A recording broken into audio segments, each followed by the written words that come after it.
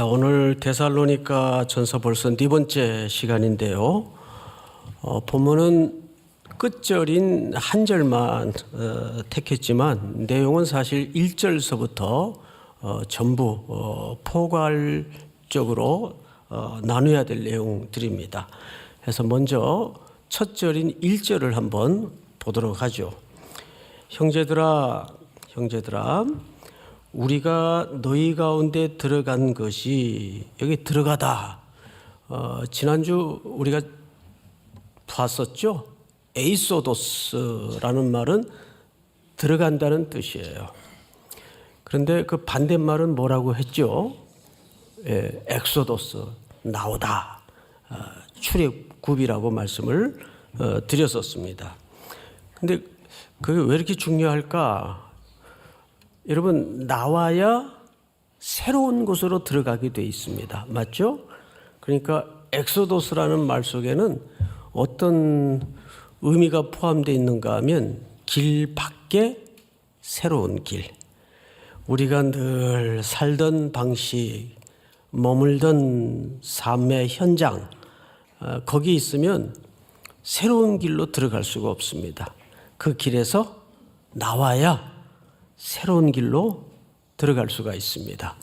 그래서 사도 바울이 여기서 에이소도스라는 출애굽의 반대말을 사용한 것은 그들이 하나님의 복음을 가지고 길 없는 곳에, 데살로니가의 도시의 사람들이 지금 길을 모르잖아요. 참된 길이 무엇인지를 알지 못합니다. 그래서 그들이 복음을 가지고 들어갔어요. 그것이 에이소도스. 자, 그런데 사도 바울의 평생의 또 하나의 큰 주제가 뭐냐 하면 열매입니다. 그래서 그는 하반절에 이렇게 얘기를 하죠. 헛되지 않은 줄을 너희가 친히 아나니. 헛되다. 헛되다라는 말은 우리가 일반적으로 상식선에서 이해를 해도 충분히 알 수 있는 주제인데, 사실 이 주제는 사도 바울의 일생의 중요한 관심사였어요. 헛되다라는 말은 바울에게 어떤 의미인가? 자기가 평생 고단한 선교의 목회의 여정을 통해서 복음을 뿌렸습니다. 그리고 반드시 그 현장을 확인하고 점검하고 또 오늘처럼 회상합니다. 그게 헛되지 않았다. 그러니까 헛되다라는 말은 내용도 없고 열매도 없다, 그 뜻이에요. 근데 정말 우리 인생이 그렇게 비참하게 평생 60, 70, 80을 참 험하게 살아냈는데 나중에 보니까 물 한 모금을 손에 쥔 것처럼 다 빠져나가 버리고 남는 것도 없고 열매도 없고 아무 내용도 없었다라고 평가가 된다면 그 얼마나 자괴감이 들고 비참하겠습니까? 근데 바울은 우리가 너희에게로, 즉 데살로니가 교회 성도들에게로 데살로니가 도시로 들어간 것이 돌아보니까, 점검을 해보니까, 확인을 해보니까 헛되지 않았다. 그리고 그것을 너희도 아는 바라 그랬어요. 그러니까 그것이 혼자 뿌듯해가지고 자화자찬하는 그런 인생이 아니라 다른 타인들도 인정해주고 기억해주고 아는 바다, 그 말이죠. 이것은 사도 바울의 일생의 주제입니다. 그래서 그는 복음을 뿌리고 선교의 수고를 아끼지 않고 지나간 자리를 반드시 편지를 통해서 사람을 보내서 확인하고 검증합니다. 이번에도 이제 해외 선교 마지막 일정인 일본에 저는 이제 그 오사카를 우리 대원들하고 같이 갔었습니다. 교회를 신방하는데 사이사이 간격이 멀고 텀이 길어요. 그래서 3군데 돌아보는데 하루 종일 걸렸습니다. 밤늦도록까지. 그러면서 그 그 현장의 선교사님들이, 목회자들이 그냥 의례적인 인사가 아니라 진심으로 문자를 보내고 또 현장에서 이런 얘기를 해요. 많은 선교대원들이 1년에도 수차례 훑고 지나가지만 이렇게 20년 넘게 18년 동안 이렇게 오는데도 없고 그냥 와서 여느 교회는 그렇질 못한, 이건 뭐 제가 비교한 게 아니고 그분들의 표현이 그래요. 이런 교회가 없다는 거예요. 이런 교회가. 근데 표정들이 왜 그러세요? 제가 이번에 그 세 군데를 하루 종일 신방을 하면서 너무 감동을 받았어요. 물론 현장의 교회에 대해서도 감동을 받았지만 열매가 있더라고요. 20년을 또는 18년 동안을 대원들이 꾸준히 그렇게 선교 다니다가 결혼하고, 결혼해서도 또 애 데리고 또 가고, 뭐 희한하다는 거예요. 그런데 그냥 와서 대충 주마간산 지나가듯 하는 게 아니라 어쩌면 그렇게 현장에 맞게 철저히 준비를 해오는지 처음 봤다는 거예요. 다른 지역에서도 연락이 오고. 참 담임 목사로서 행복하고 뿌듯하고 감동을 받았어요. 정말 칭찬할 만해요. 그런데 오늘 사도 바울이 사실은 그 얘기를 하는 거예요. 우리가 들어간 것이 헛되지 않았다. 열매가 있었다. 그 얘기를 하는 겁니다. 자, 그런데 2절을 주목해 보시면 이렇게 설명을 하죠. 너희가 아는 바와 같이 우리가 먼저 빌립보에서 고난과 능력을 당하였으나, 자, 이것은 당연히 데살로니가에 오기 전에 이들이 어디서 쫓겨왔습니까? 빌립보에서 건너왔어요. 그 빌립보에서 있었던 일을 회상 형식으로 얘기하는 겁니다. 우리 사도행전 16장을 한번 좀 띄워주실까요? 자, 이렇게 되어 있어요. 무리가 일제히 일어나 고발하니 상관들이 옷을 찢어 벗기고 매로 치라하여 많이 친 후에 옥에 가두고 간수에게 명하여 든든히 지키라 하니, 우리 24절 한번 같이 읽읍시다. 시작.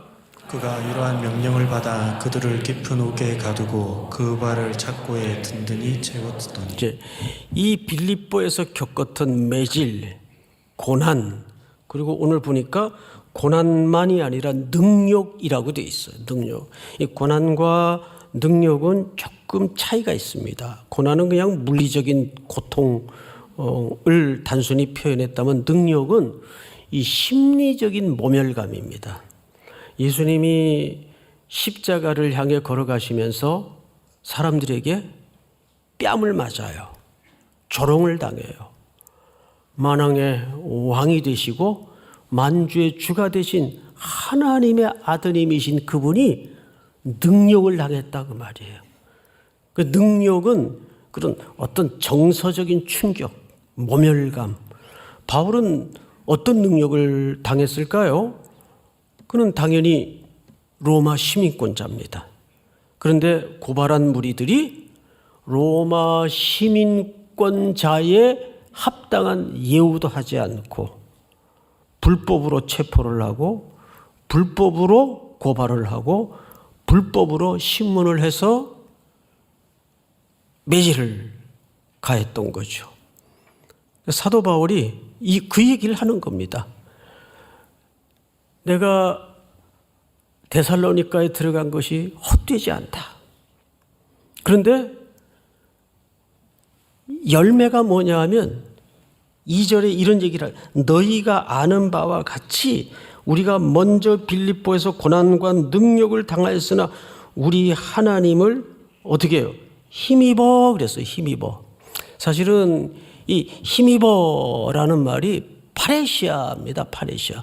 파레시아를 한두 주 전에 설명을 드렸었죠. 자유로운 발언. 다시 말해서 말하고 싶은 것을 어떤 진실을 숨기지 않고 전하는 용기 있는 태도를 얘기합니다. 이게 자유 발언이에요. 파레시아라는 말이 고대 헬라 말에는 사도 바울이 여기 힘입어라는 표현에 파레시아라는 표현을 썼어요. 근데 이 힘입어라는 번역이 사실은 조금 어색합니다. 찾아보니까.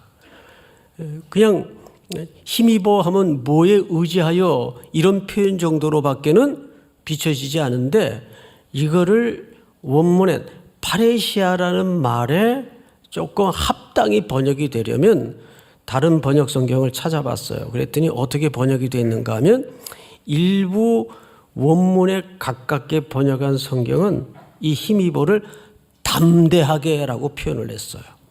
그 표현이 사실은 원래 헬라 말에 가장 적합한 번역입니다.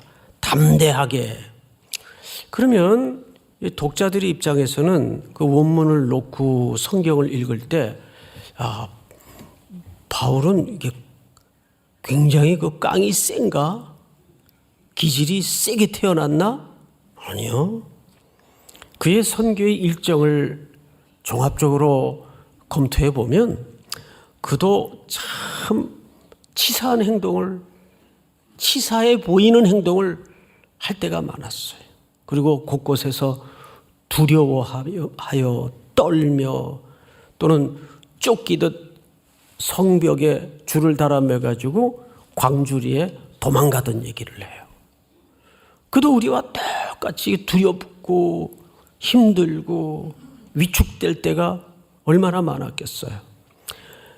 용기라는 것은 그럼에도 불구하고 담대했다 그 말이에요. 그러면 이게 인간적인 어떤 의지력이나 인간적인 정서를 얘기하는 게 아닙니다. 그 앞에 중요한 얘기가 있는데 오늘의 첫 번째 주제입니다. 자, 2절을 제가 다시 읽어드릴게요.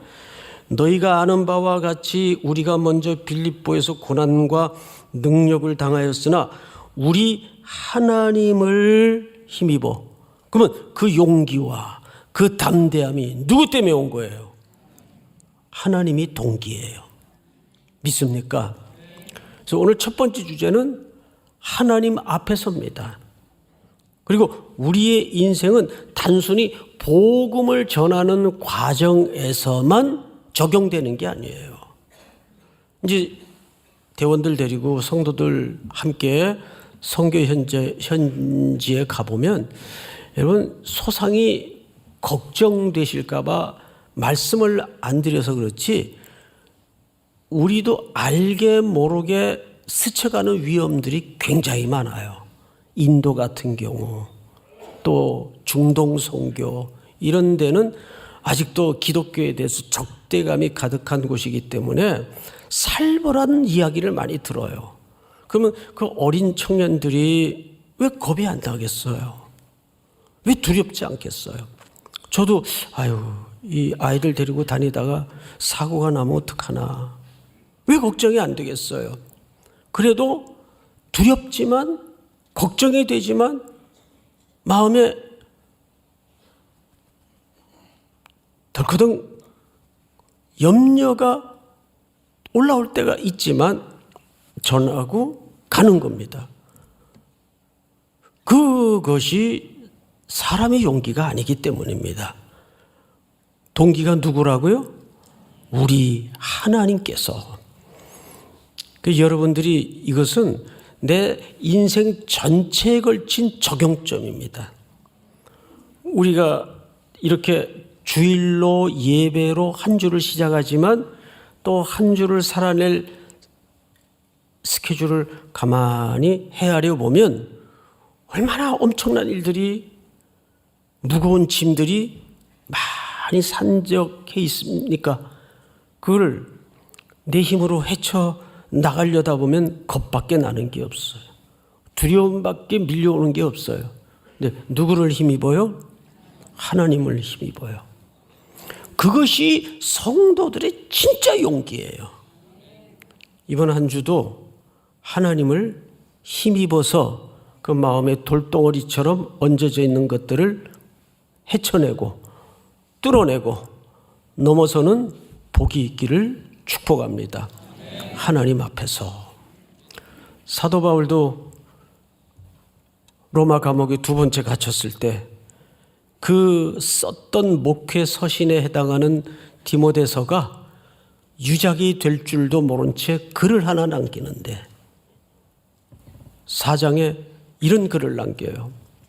이제후로는 의로우신 재판장이 내게만 아니라 주의 나타나심을 사모하는 모든 자에게, 그 끝말에 하나님을 의로우신 재판장이라는 딱딱한 법정 용어를 사용합니다.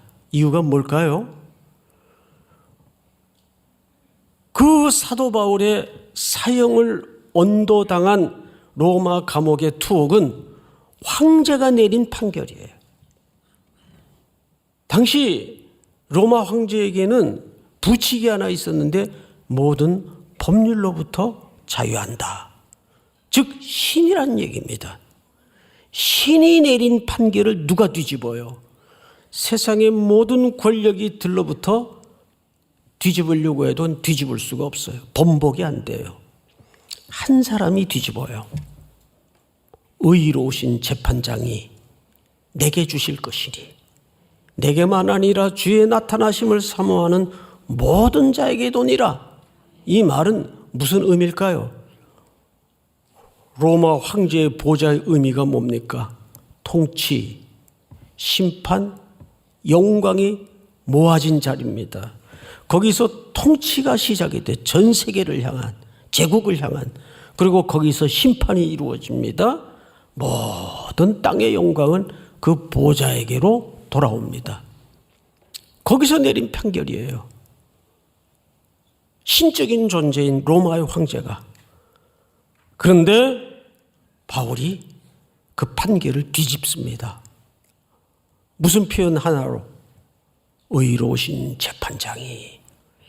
우리가 일을 하다 보면 목회를 하든 일상에서 성도로 일상을 살아가든 제일 인간은 영적인 존재인지라 감내하기 어려운 내면의 고통이 뭐냐면 억울함입니다.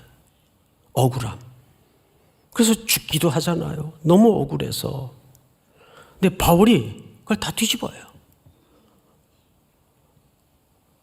이 세상의 권력의 총아인 로마 제국의 황제의 판결이 마지막 재판이 아니다. 마지막 판결이 아니다. 내게는 더 궁극적이고 더 마지막 판결인 진짜 판결이 남아있는데 의로우신 재판장이. 그러면 사도 바울의 전 생애의 삶의 기초점은 누구 앞에서입니까? 하나님 앞에서. 하나님 앞에서. 그 어느 학교에 그 큰 교훈이 코람되어 옵니다. 하나님 앞에서. 근데 여러분, 사도 바울도 그 얘기를 해요. 내가 사람을 기쁘게 하려고 살지 않았고 하나님을 기쁘게 하려고 살았다. 근데 하나님 앞에서라는 인식이 분명해지고 정확해지고 확신을 가지면 사실 우리에게 자연스럽게 따라오는 정서가 뭔지 아세요? 겁날 게 없어집니다. 담대해져요. 믿습니까? 그래서 우리가 이 신전 앞에서의 의식의 삶이 그렇게 중요한 겁니다. 이번 한 주뿐만 아니라 우리의 이 나그네 순례길이 하나님 앞에서 맞춰지는 그 순간까지 항상 우리는 하나님 앞에서 살아내는 용기를 갖기를 바랍니다. 여기 담대함이라는 말은 그런 의미예요. 자, 성경을 다시 보십시다. 우리 하나님을 힘입어 담대하다는 뜻이에요. 많은 싸움 중에 하나님의 복음을 너희에게 전하였다. 3절을 읽겠습니다. 우리의 권면은 간사함이나 부정해서 난 것이 아니요 속임수로 하는 것도 아니라, 여기 세 가지를 설명했어요. 우리들의 복음의 사역은 첫째, 간사. 이 간사라는 말은 삼일교회 간사를 얘기하는 게 아니고, 간사, 부정, 속임수는 결국 같은 얘기입니다. 같은 이야기의 다른 표현 정도로 이해하면 되는데, 핵심이 있어요. 핵심. 이익 때문에 성도들을 기만하지 않았다 그 말이에요. 이 말을 하게 된 데는 시대적 맥락이 있습니다. 지난주에도 잠깐 말씀을 드렸죠. 그 당시에는 거리에 소피스트들이 많았어요. 철학자들, 교사들이 많이 돌아다니면서 이런 긴 막대기 같은 거 들고 온갖 거룩한 폼을 다 갖추고, 또 그 당시에는 그런 분위기 때문에 수사학이 굉장히 발달을 했어요. 그래서 말을 청산유수처럼 달변으로 하는 사람들이 많았어요. 그리고 어디서 한 번도 듣도 보도 못한 아주 신통한 이야기들을 쫙 짜집게 해가지고 거리로 다니면서 사람들을 모아요. 그 사람들이 많이 모아야, 또 많이 모여야 뭐가 두둑해질까요? 예, 그 요를 받으니까 주머니가 두둑해지는 거예요. 그러니까 자꾸 말 속에 보탬이 일어나고 과장이 일어나고 거짓이 섞여지는 겁니다. 뭐 때문에? 이것 때문에. 근데 여러분, 시대적 양태는 달라도 이 본질은 똑같아요. 구약에도 보면 미가서 같은데 이런 표현을 했어요. 너희가, 그래서 선지자들을 얘기하는 거예요. 거짓 예언자들을 얘기하는 거예요. 너희가 입에 물 것을 주면 평강을 외치나 물 것을 주지 아니하면 저주를 하느니라. 뭐 비근한 예로 이렇게 얘기하는 겁니다. 좀 봉투 좀 이렇게 찔러주면 복 받을 겁니다. 올해 남편 승진할 겁니다. 하나님이 축복할 겁니다. 인간의 그 병든 샤머니즘적인 종교성을 악용해서 기만하는 거예요. 그런데 찔러주는 게 없어. 물 것을 주지 않아요. 그러니까 맨날 자자손손 이렇게 가난한 겁니다. 그러니까 애들이 자꾸 병이 들고 집안에 우환이 생기는 겁니다. 그 처음에는 흥칫뿡하다가 몇 번 들으면 정말 내가 하나님 앞에 저 선지자들에게 대접을 잘못해서 이렇게 좀 못 살게 되나, 일이 잘 안 되나, 저주를 받나, 그런 생각이 들겠어요, 안 들겠어요? 든단 말이에요. 당연히 들어요. 이게 이 시대, 그 구약의 시대뿐만이 아니에요. 이 바울이 복음을 전하던 시대에도 그런 거짓 교사들, 거짓 예언자들이 돌아다니면서 성도들을 기만했어요. 왜? 이것 때문에. 요즘은 마찬가지입니다. 요즘은 마찬가지예요. 인간의 본성은 바뀌지 않아요. 그래서 여러분, 우리가 성경에 기초한 건강한 신앙을 갖는 게 얼마나 중요한지 몰라요. 건강한 신앙의 프레임을 갖고 살면 그런 말도 안 되는 그런 헛된 말에 속을까요? 안 속을까요? 속을 수가 없죠. 저 사람 왜 성경에도 없는 얘기를 저렇게 하나? 이렇게 대번 알아듣게 되죠. 그런데 말씀에 기반도 없고 이 신앙을 자기들의 어떤 니즈를 채우기 위한 필요 수단으로만 이해를 하면 그런 말에 넘어가게 돼 있습니다. 바울이 그 얘기를 하는 거예요. 나는 우리의 권면은 간사함이나 부정함에서 난 것이 아니요 속임수로 나는 것도 아니라, 이렇게 돼 있어요. 그리고 이제 4절을 한번 볼까요? 전체 4절을 한번 다 같이 시작.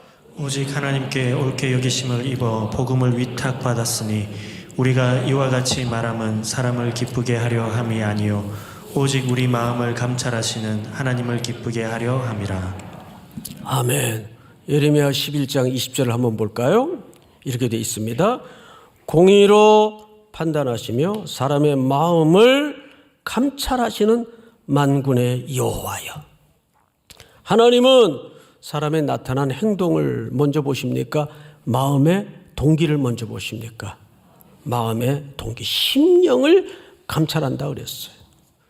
참, 이 하나님의 말씀의 본질은 비껴가는 적이 없는 것이 뭐냐 하면 동기가 잘못된 어떤 사역이나 동기가 잘못된 어떤 태도는 반드시 악의 줄거리가 나오게 돼 있어요.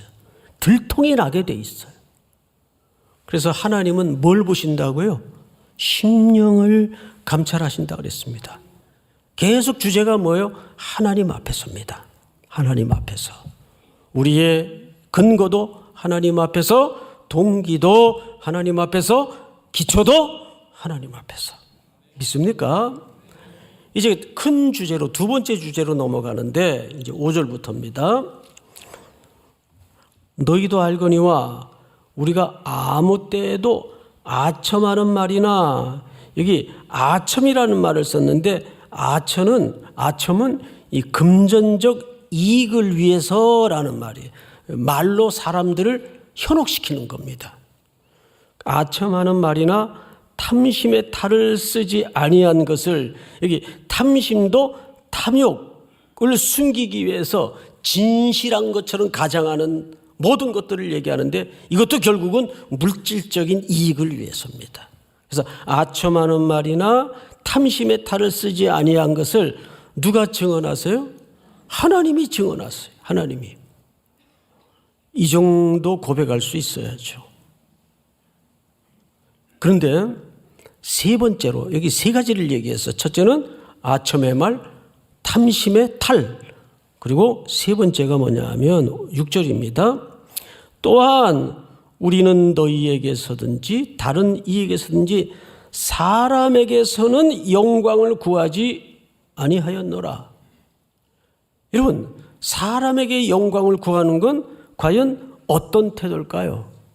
이건 사회적 명예를 얻기 위한 것이나 또는 이 땅의 사람들에게 칭송과 영광을 받기 위한 모든 시도를 얘기합니다.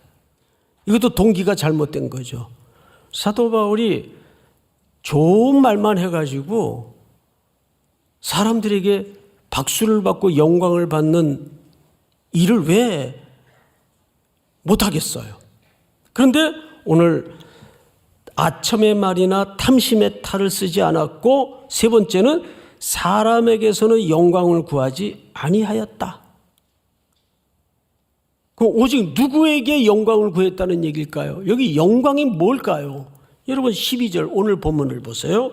제가 읽겠습니다.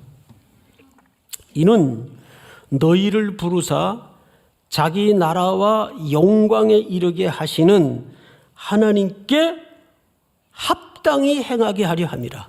그러니까 여러분, 하나님께 영광을 돌린다는 것은 우리의 모든 삶이 하나님께 합당한 삶을 순종하여 살아내는 걸 우리가 수사학적으로는 누구께 영광을 돌린다?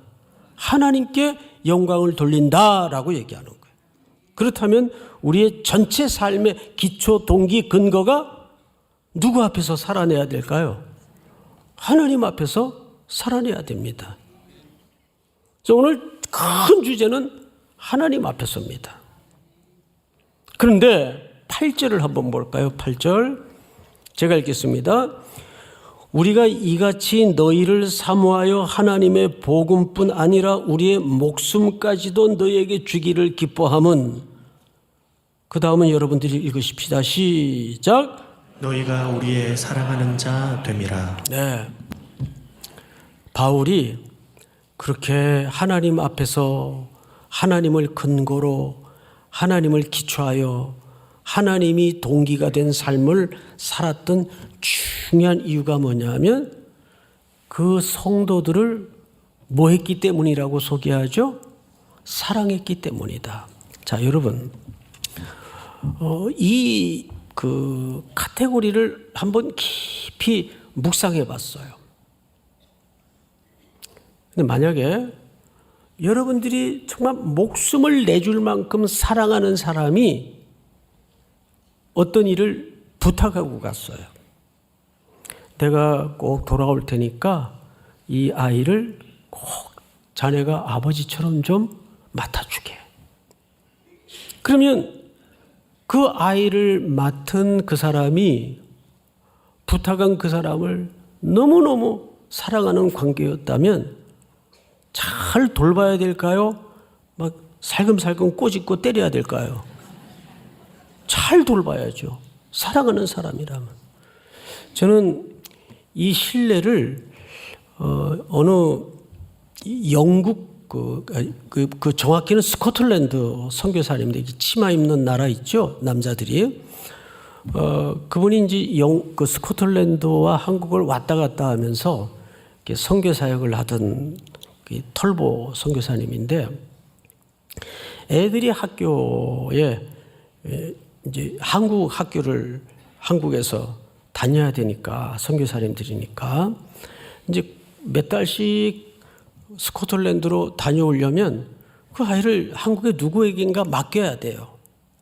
근데 꼭 누구에게 맡기냐면 어느 여전도사님인데 정말 신뢰하고 사랑하는 사람이에요. 그런데 그분이 그 아이들을 맡아서 돌보는 모습을 제가 아르바이트 하면서 옆에서 지켜봤어요. 이 점자 번역을 하면서. 그분이 이렇게 시각이 어두운 분이에요. 근데 그 시각이 어두운 분에게 그 아이를 그 선교사님이 이렇게 맡기고 가시더라고요. 자기도 몸이 힘든데, 불편한데. 그럼에도 불구하고 맡기고 간 데는 그만한 뭐가 있었기 때문일까요? 신뢰. 그리고 그 아이를 맡아서 담은 몇 달이지만 돌보는 걸 보면 지나칠 정도로 아이들을 챙기고 돌보고, 그것도 애들이 셋인데 많아요. 그 당시에는. 그 아이를 돌보는 모습을 봤어요. 그러면 이 땅에 하나님의 잃어버린 자녀들을 지금 누구에게 맡겼을까요? 뭘 생각을 하세요? 우리들에게 맡겼지? 우리들에게 맡기지 않았어요. 그러면 우리가 한가하고 이렇게 유랑하듯이 또 소풍 다니듯이 그렇게 살 수가 없잖아요. 어떻게든 땅끝까지라도 가서 내 아버지의 잃어버린 자녀들을 찾아내야 돼요. 그 소식을 전해야 돼요. 믿습니까? 그 동기가, 이 성도들을 사랑했다는 말은 워낙 사교성이 좋았다 그 얘기 이상의 어떤 범주가 있다고요. 누구를 사랑했기 때문에? 하나님을 사랑했기 때문에. 믿습니까? 그러니까 우리가 사는 삶의 모든 바운다리를 항상 하나님 앞에서 사랑의 동기가 되어서 그 삶을 살아내도록 하고자 하는 것이 하나님께 영광을 돌리는 삶입니다. 믿습니까? 또 한 주도 그런 삶이 계속해서 힘차게 이어지기를 주의 이름으로 축복합니다.